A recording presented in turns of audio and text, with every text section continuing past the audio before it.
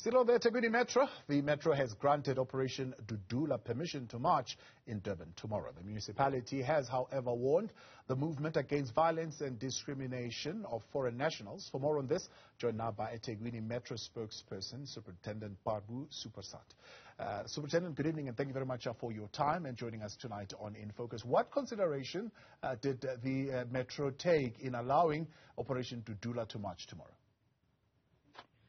Good evening and good evening to the listeners.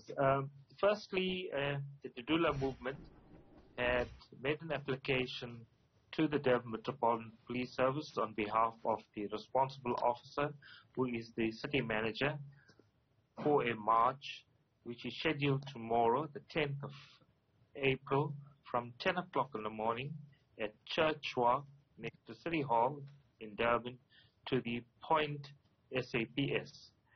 The Metro Police and the role players, together with the convener, had conducted a Section 4 meeting, and when we conducted the Section 4 meeting, there was agreements made with the convener and the deputy convener with regards to the march, which we had put down to the city manager as a permit and recommendation to the city manager for the march.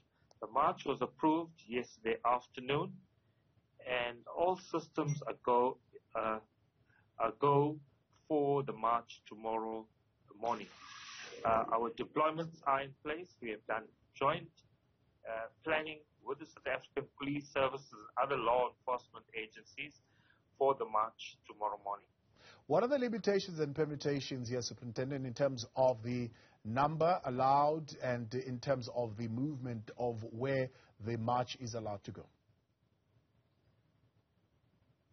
Well, I must confirm that the convener had made an application for 400 participants and 40 marshals in terms of the Gatherings Act 205 of 1993. And this has been agreed upon in the Section 4 meeting. The march will start at 10 o'clock and will finish at 1300 hours at point SAPS. The route for the march is Church Walk, from Church Walk onto Pixie Kaseme, which is former West Street, and proceed down Pixie Kaseme Street onto Mahatma Gandhi, which is former Point Road, to finish at 1300 hours at the point SAPS.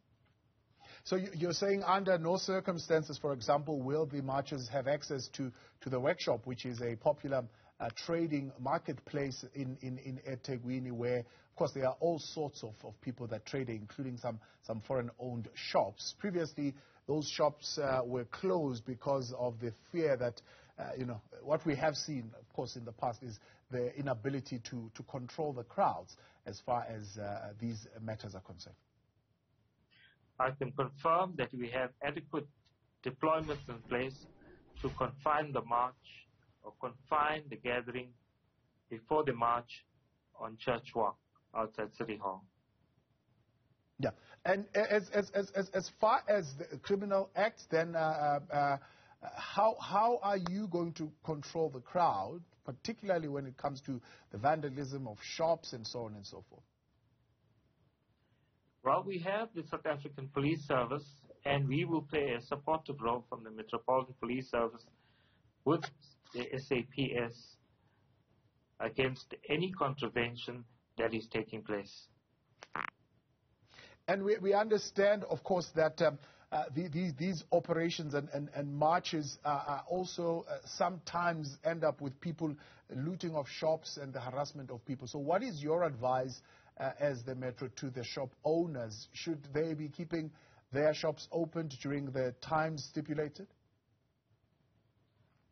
Well, I can say to the shop owners that they have to be vigilant and have to be alert, but I can assure you that we have adequate deployments in place for the march tomorrow, both with the South African Police Service, Durban Metropolitan Police Service, and other security agencies. Now, what we have seen, Superintendent, as we let you go here, for example, in Johannesburg, in Gauteng, when these marches are taking place and when these issues are being raised, Metro Police, SAPS, joint operations, for example, in areas like Deep Sloot, where police go in and do a search for those who are in the country without the necessary document.